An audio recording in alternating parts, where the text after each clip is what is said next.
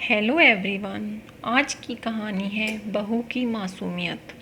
ऐसा क्या किया निशा की सास ने जो निशा को ऐसा कदम उठाना पड़ा। आज भगवान के आगे खड़ी होकर रोती रोती निशा की माँ उस दिन को कोस रही थी जब निशा को देखने उसकी सास और बेटा नवीन उनके घर आई थी। निशा एक बहुत ही प्यारी सी और सीधी सादी, बहुत ही सहज स्वभाव की लड़की है। निशा की इसी सहज स्वभाव के कारण उसकी मम्मी उसके लिए हमेशा चिंतित रहती है, क्योंकि निशा कभी किसी को पलट कर जवाब तक नहीं देती। कोई कुछ भी बोले तो बस चुपचाप सुन लेती है, चाहे उसकी गलती हो या ना। उसकी मम्मी उसको बहुत समझाती कि बेटा, जब तुम्हें पता है कि तुम्हारी गलती नहीं है, फिर भी दूसरों की क्यों सुन लेती हो तुम? क्यों नहीं बताती दूसरे लोगों को कि तुम्हारी गलती नहीं है? निशा बोलती, माँ, उस इंसान का कोई नुकसान हुआ होगा या उसके साथ कुछ बुरा हुआ होगा, इसलिए वह उस समय गुस्सा करता है। मैं यदि उसे उस समय यह बताऊंगी कि मेरी कोई गलती है या नहीं, तो बस हमारी बहस या लड़ाई होगी, क्योंकि वह इंसान उस समय समझने के मूड में नहीं होगा। और जब उसको खुद पता लगेगा कि मेरी गलती नहीं है और उसने मुझे ऐसे ही कुछ बोल दिया, तो जब उसको अपनी गलती का एहसास होगा तो वह खुद ब खुद मेरे पास अपनी गलती की माफ़ी मांगने आएगा। इसलिए मैं क्यों किसी को सफाई दूं कि भाई साहब या बहन जी, आप मुझ पर गुस्सा मत करें या मुझे कुछ ना बोलें।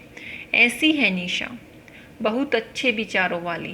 बस इसलिए उसकी मम्मी को निशा की चिंता है।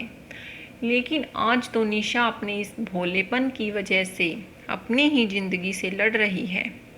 उसके मम्मी पापा बस भगवान से दुआ कर रहे हैं, और वह कर भी क्या सकते हैं। हे भगवान, हमारी भोली भाली मासूम सी निशा को सही सलामत रखना। निशा की मम्मी सोच रही है, काश मेरी बेटी के लिए उस दिन नवीन का रिश्ता न आया होता।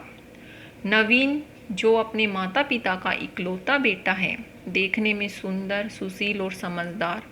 उस समय तो लगा कि जैसे निशा और नवीन एक दूसरे के लिए ही बने हैं।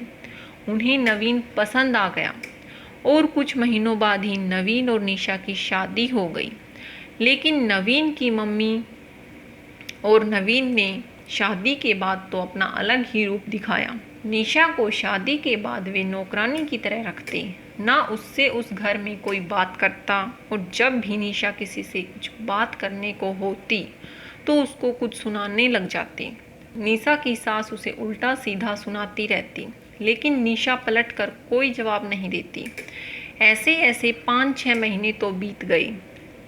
निशा यह सब सहती रही। वह कभी कभी रोते रोते अपनी मम्मी को कुछ बताती, लेकिन कहती, आप यहाँ मत आना और किसी को कुछ मत कहना, मैं सबको मना लूँगी। निशा की सास कभी किसी काम में नुक्स निकालती तो कभी किसी काम में, लेकिन आज तो हद ही हो गई।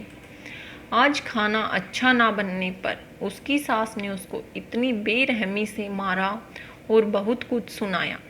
लेकिन अब तो निशा इन सब से तंग आ चुकी थी। आज तो निशा का भी सहन करने का ठिकाना न रहा, और निशा ने घर की छत के ऊपर से नीचे छलांग लगा दी। अब निशा आईसीयू में जिंदगी और मौत के बीच जूझ रही है।